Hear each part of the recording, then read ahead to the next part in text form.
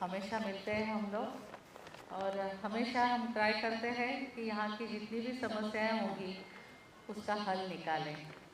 कुछ समस्याओं का हल निकल आया है और कुछ समस्या अभी दूर करना बाकी है। लेकिन जो ब्रिज वाली समस्या है उसके लिए तो मैंने आप लोगों को साथ में बिठाया था, बहुत सारी मीटिंग्स भी की थी और ब्रिज का टेंडर भी भरा गया है अभी, तो जल्दी ही ब्रिज यहाँ पे बनने वाला है। उसको अभी टाइम नहीं लगेगा, जल्दी हो जाएगा और ऐसा ही सब माहौल में हम लोग उसका नारियल फोड़ेंगे, जल्दी फोड़ेंगे। दूसरी बात, आपने यहाँ पे बताया कि जो बाजू वाला प्लॉट है जो आपके लिए प्रॉब्लमेटिक हो रहा है, तो वहाँ पे जो भी चल रहा है उसकी मालूमात मैं ले लेती हूँ, लेकिन आपका एक लेटर चाहिए मुझे कि हमें यारी रोड में इस जगह पे ये सेग्रीगेशन का जो प्लांट है या कुछ डंपिंग है जो भी है वो यहाँ से निकाल दीजिए। ऐसा सीधा लेटर आप दे दीजिए कि यहाँ पे ये बीएमसी ना करें, तो कैंसिल करने के लिए या शिफ्ट करने के लिए मैं प्रयास करूँगी, क्योंकि बहुत सारी जगह सेग्रीगेशन के प्लॉट हैं तो उसमें शायद ये यहाँ पे दिया गया होगा, तो हम लोग कैंसिल करवाने के लिए कोशिश करेंगे। तीसरी बात है कि आपने यहाँ पे ग्रास लगाने की बात की है, तो गार्डन डिपार्टमेंट को मैं बोल देती हूँ, आपका एक लेटर लगेगा मुझे, सारी चीज़ों का लेटर दे दीजिए मुझे, वो भी मैं गार्डन डिपार्टमेंट से बात करके करवा देती हूँ। हाँ, अगर गार्डन फंड से नहीं होता है तो मेरा फंड तो आपके लिए है ही ना, करेंगे हम लोग। और आपके फंड से पानी लगवा करवा दीजिएगा। वो तो मैं तुरंत करवा देती हूँ, उसको टाइम नहीं लगेगा, वो मेरे फंड से हो जाएगा। बड़ा वाला फैन भी करवा देती हूँ, अभी बच्चों के लिए मैंने करवा दिया है ना, यहाँ पे फैन लगवा दिया उस गार्डन में जो बच्चे पढ़ते हैं, तो डिमांड की थी तो मैंने तुरंत फैन वहाँ पे भी लगवा दिए हैं। और मैडम ने कहा जैसे सी ब्रिज वाला, वहाँ पे एक जगह तो बहुत कचरा डालते थे, हमने ब्यूटिफिकेशन किया वहाँ पे। उसके लिए मुझे आपको इनवाइट करना है, आप प्रॉपर्ली आके अब वहाँ नारियल फोड़िए, क्योंकि आपने इतने दिन की हमारी तमन्ना पूरी की कि वो पूरा बनाया, इतनी सुंदर पेंटिंग बनी and it has become really so good. और कसम से जब से आपने वो बनवाया तो आप वहाँ नहीं फेंक रहे तो वहाँ फेंकने लगे हाईवा के सामने। चलो मतलब हाँ, लेकिन जिस जगह पे फेंकते हैं उधर बंद हो गया है। हाँ, तो अगर आप वहाँ फिर अभी कुछ और करोगे तो वहाँ भी बंद हो जाएगा। उस प्लॉट की मैं जांच करती हूँ, सारा कचरा उठा लेंगे क्योंकि उससे गंदगी बढ़ती है, तो पहले बंद करवा देते हैं। अगर वो 50-60 ट्रक्स है तो वी कैन इमेजिन कितना मैं करवा देती हूँ, डोंट वरी, मैं करवा देती हूँ। हाँ, जितना भी होगा कोई फर्क नहीं पड़ता है, हम लोग करवा देंगे। और हम आपको मतलब एक बार इनवाइट करना चाहते हैं जहाँ आपने वो ब्यूटिफिकेशन हमारा किया है। So we want you to be there, all the societies जितने भी आसपास के, इवन यहाँ के मेंबर्स जैसे हम इनके साथ यहाँ हैं, ये भी हमारे साथ हैं, we all will be there. So आप एक दिन हमारे लिए टाइम दीजिए, मैं जयेश को बोलूँगी, हमारे एरिया से जयेश और रितेश कुछ कहना चाहते हैं।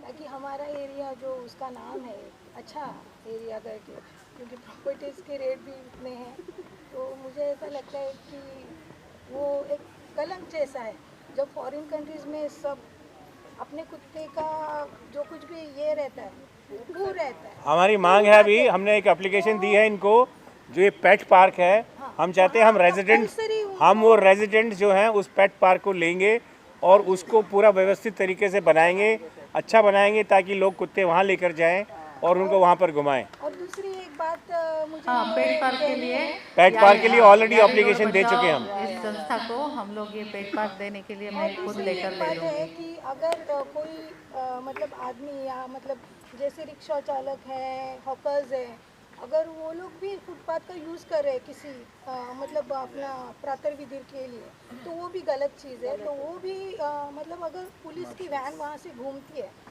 तो उनको मतलब रोकना चाहिए कि अगली बार आप यहाँ पे ऐसा मत करो, क्योंकि जब भी हम लोग फुटपाथ पर इन जनरल सब पब्लिक घूमते हैं तो उसका यूज़ तो हमारे लिए है ना।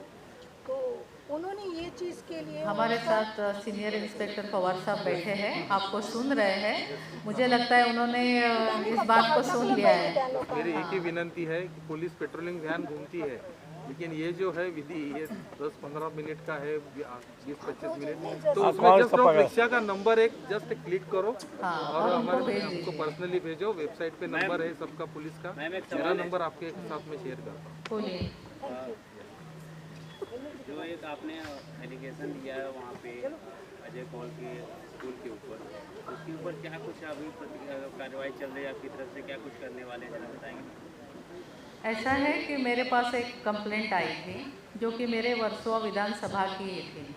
मेरे पास जो कंप्लेंट आई उसमें ऐसा लिखा गया था पूरे आरटीआई के पेपर से, और यहाँ की जो चिल्ड्रन वेलफेयर स्कूल है, ये जो संस्था है, इस संस्था को महानगर पालिका की तरफ से 3 प्लॉट, 2 यहाँ पे और एक मालाड में लीज पे दिया गया सिर्फ 1 रुपये में, और उसमें टर्म्स और कंडीशंस रखे गए थे कि उनको 30% बच्चों को फ्री ऑफ कॉस्ट सिखाना है।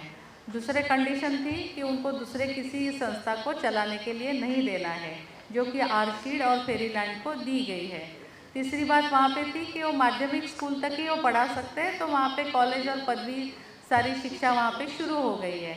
और सबसे अलग बात ये भी है, मतलब मैं चाहती हूँ कि बच्चों के शिक्षा में तो कोई प्रॉब्लम नहीं होना चाहिए। 30% जो बच्चे हैं गरीब, उनको तो मिलना ही चाहिए उनका हक। और ये बिल्डिंग जो है वो विदाउट ओसी है, तो ओसी नहीं है और ऐसे में स्कूल चलती है, तो अगर आग वगैरह लग गई, कुछ प्रॉब्लम हो गया तो उससे दिक्कत आ सकती है। इसलिए वो जो वायलेशन हुआ है उसके तहत तो जो कंप्लेंट आई है वो मैंने फॉरवर्ड कर दी थी, और उसमें जो भी दिक्कतें हैं, मतलब अभी इंस्पेक्शन हुआ, महापालिका में मीटिंग हुई, तो उसमें सामने आ रहा है सारी चीज़ें। और एक मुझे लगता है अनऑथराइज जो हो गया है उसके लिए एफआईआर भी शायद दर्ज हो चुकी है, हाँ दर्ज हो चुकी है। तो इसके लिए सारी चीज़ें सामने धीरे धीरे आ जाएंगी। लेकिन मैं ये कहना चाहूँगी आपके माध्यम से कि कुछ लोग ऐसा रूमर्स बना रहे हैं या तो फिर लोगों को झूठ बोल रहे हैं कि मैं स्कूल बंद कर रही हूँ, लेकिन स्कूल बंद नहीं होगी, स्कूल चलती रहेगी और हमेशा चलती रहेगी। ये बात प्लीज़ सब आपके माध्यम से आप सबको बता दीजिए, इसलिए कि बच्चों का नुकसान नहीं होना चाहिए। और एक लोक प्रतिनिधि के नाते मैं इतना ही चाहती हूँ कि जो बच्चे हैं उनको अपना हक मिलना चाहिए, जो कि गरीब बच्चे हैं। 1 रुपये लीज पे अगर जगह मिलती है तो बच्चों को 30% गरीब बच्चों को उनका हक मिलना चाहिए फ्री ऑफ कॉस्ट। और दूसरी चीज़ है कि जो वायलेशन हुआ है उसमें ओसी नहीं है, तो उसका डर है कि बच्चों की सिक्योरिटी इम्पॉर्टेंट है। ये 2 मुद्दे मेरे लिए बहुत इम्पॉर्टेंट है, मेरे एक लोक प्रतिनिधि होने के नाते। बाकी तो बीएमसी और अथॉरिटीज़ देख लेंगे, वो उनका काम है, जांच करना, क्या करना है वो देख रहे हैं। मैडम हेलो मैडम, आप आर्ट के स्कूल की बात कर रहे हैं? मैडम सॉल्यूशंस क्या नजर आ रहे हो? क्या ऐसा आपको सही कहा जाए कि स्कूल शायद बंद हो जाए? ये बहुत बड़ा चीज़ है सुनने में। नहीं, स्कूल बिल्कुल बंद नहीं होगी। जो भी बोल रहे हैं वो झूठ बोल रहे हैं। स्कूल बंद नहीं होगी, कभी नहीं होगी। मैम आपके ऊपर कुछ लोग आरोप भी लगा रहे हैं कि मैम जो अपनी कंस्टिट्यूंसी में है वो उसको न देख के दूसरे पे ध्यान दे रही है, और कुछ बड़ा आरोप लगा, उनके लिए क्या करें? मैं मेरे कॉन्स्टिट्यूंसी में देख रही हूँ भाई साहब, ये मेरे कॉन्स्टिट्यूंसी की ये है। और बच्चों के लिए सिक्योरिटी देखना लोक प्रतिनिधि का काम भी है। और जो लीज का वायलेशन हुआ है, जो कि हम टैक्स पे करते हैं तो महसूल भी बढ़ रहा है, वो ये सारी चीज़ें होनी चाहिए। कार्रवाई होने के लिए या करने के लिए बीएमसी सक्षम है, और बच्चों की सिक्योरिटी और उनको 3% फ्री ऑफ कॉस्ट शिक्षा मिलना ज़रूरी है। आर्ट के स्कूल की बात कर रहे हैं, ओसी उनको नहीं है? नहीं, OCCWC को नहीं, उनको भी नहीं, दोनों उनको भी नहीं। उनको भी नहीं। हाँ, कई जगह पे बच्चों की सेफ्टी नहीं है। हाँ, सेफ्टी नहीं है। जैसे आपने बोला कि आग लग जाए हाँ, तो बच्चे क्या करेंगे? हाँ, तो वही इसीलिए मैंने एक लोक प्रतिनिधि के तो नाते चालू ये कैसे मुद्दा किया? उठाया, क्योंकि बच्चों की सिक्योरिटी बहुत इम्पोर्टेंट है। चालू कैसे किया स्कूल? ये तो हमें बीएमसी को ही पूछना पड़ेगा, क्योंकि ये गलती उन्हीं की है कि उन्होंने देखा नहीं। मैडम उन्होंने तो बड़ी बात होगी ना, ये तो इतना बड़ा स्कूल है। कॉन्फ्रेंस में तमाम उन्होंने डॉक्यूमेंट्स दिखाए कि हमारा सब लीगली रूप से हम पिछले कई साल से काम कर रहे हैं, अचानक से हमारे ऊपर इस तरह से एलिगेशन दिया जाता है, तो उसको लेके क्या कुछ प्रतिक्रिया है आपकी? प्लस उन्होंने कहा कि हमारे सपोर्ट में पूरा वर्सोवा है, वर्सोवा की जनता हमारे साथ खड़ी है, और बड़े सारे पॉलिटिकल लोग भी विजिट कर रहे हैं वहाँ पे, तो क्या कुछ एजेंडा है पॉलिटिकल इशू? देखिए, जो भी सबूत होंगे उनके पास, उन्होंने वो ज़रूर दिखाए हो, लेकिन आरटीआई से जो सबूत निकले हैं उसके ऊपर हम ध्यान देते हैं तो बहुत सारे सबूत ऐसे हैं कि उसका वायलेशन निकला है, नहीं तो एफआईआर नहीं होती थी, क्योंकि लगभग 14,000 स्क्वायर फीट का अनऑथोराइज निकला है, उसकी एफआईआर हो चुकी है। और बाकी जो वायलेशन मैं आपको बता रही हूँ तो मतलब इट्स सीरियस, तो इसके बारे में हम लोगों को भी सोचना चाहिए, सेफ्टी के बारे में। जैसे भाई साहब ने बोला, सेफ्टी इज़ इम्पोर्टेंट और गरीब बच्चों का हक भी बहुत इम्पोर्टेंट है, ऐसा मुझे लगता है। बाकी इसमें राजनीति नहीं लानी चाहिए, ये तो सामाजिक मुद्दा है और लार्ज पब्लिक इंटरेस्ट का मुद्दा है, इसीलिए मैं एक लोक प्रतिनिधि के नाते बोल रही हूँ। अगर ऐसे मुद्दे मैं नहीं उठाऊंगी, उसका हल नहीं ढूंढूंगी तो लोक प्रतिनिधि बनने का कोई फ़ायदा ही नहीं है।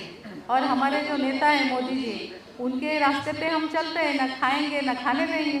अजय कौल जी ने कहा है कि 2010 आपने भी उनके साथ मंच साझा किया है, अब उसके बाद से क्या कुछ हो गया कि इस तरह की वो हमारे ऊपर एलिगेशन ले रहे हैं, पता नहीं। नहीं, अगर कोई भी स्कूल होती थी पूरे मुंबई में, महाराष्ट्र में किसी भी स्कूल में ऐसा होता है तो हम लोग लोक प्रतिनिधि के नाते इसको उठाते ही है, क्योंकि एक सिर्फ उनकी स्कूल है ऐसा नहीं है, उनके बारे में पर्सनल लेवल पर ऐसा कुछ नहीं है। अगर किसी से गलती होती है या जानबूझकर होती है या तो अनदेखा होता है तो गलती कानून के सामने सब समान है।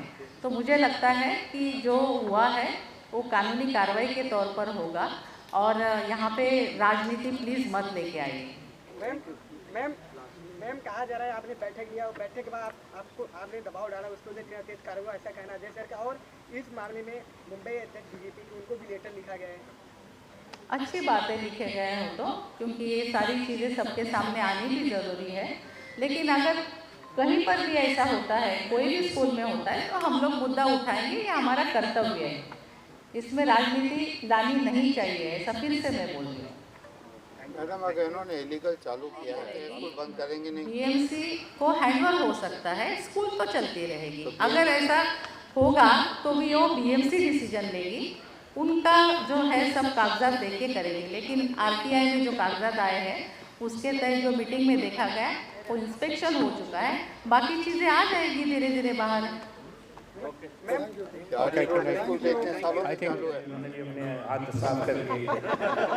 अच्छा हुआ, मैं फिर से आपका धन्यवाद देता हूँ और मैं पवार साहब से एक और रिक्वेस्ट कर रहा हूँ।